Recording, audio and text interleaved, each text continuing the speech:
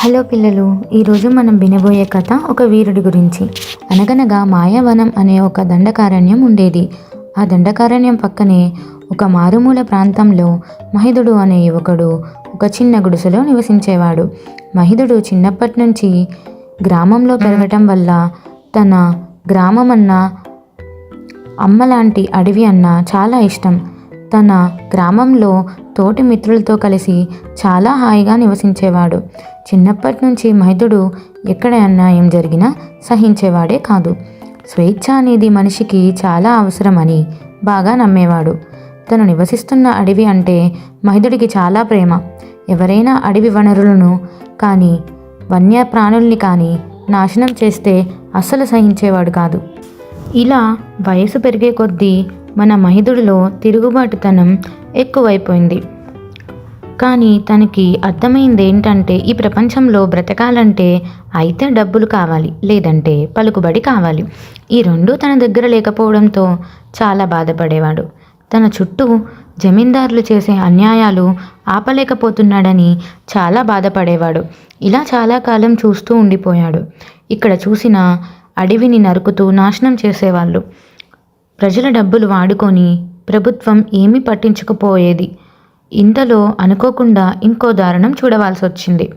తను నివసిస్తున్న అడవి కింద కొన్ని వేల టన్నుల ఖనిజాలు మరియు వనరులు ఉండడంతో జమీందారులంతా కలిసి అడవిని దోచుకొని నాశనం చేద్దామని చూస్తున్నారు.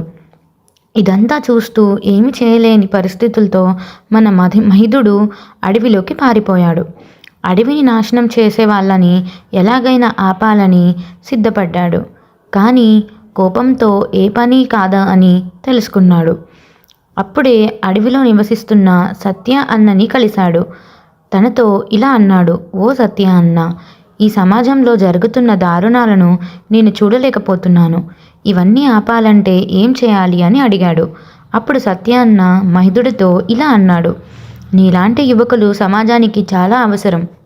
ప్రశ్నించే వాళ్ళు లేనంత వరకు దొరలు జమీందారులు పాలనే ఉంటుంది.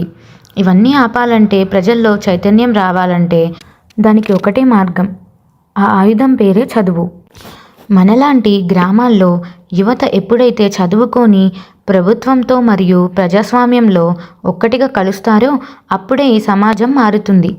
ఇదంతా విన్న ఆ మహిధుడు అడవి నుంచి తన గ్రామానికి వెళ్ళాడు.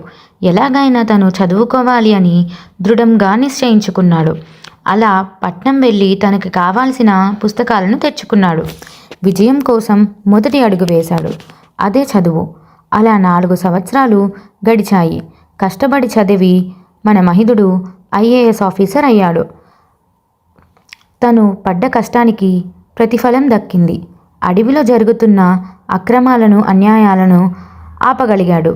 చదువు వల్ల ఎంత మార్పు వస్తుందో తెలిసిన మహిధుడు తన గ్రామంలో యువతికి కూడా తెలియజేశాడు. 10 సంవత్సరాల్లో ప్రజల్లో చాలా చైతన్యం తెచ్చాడు. తనని ఆదర్శంగా తీసుకొని గ్రామాల్లో యువత అంతా ప్రభుత్వ ఉద్యోగాలను సంపాదించారు.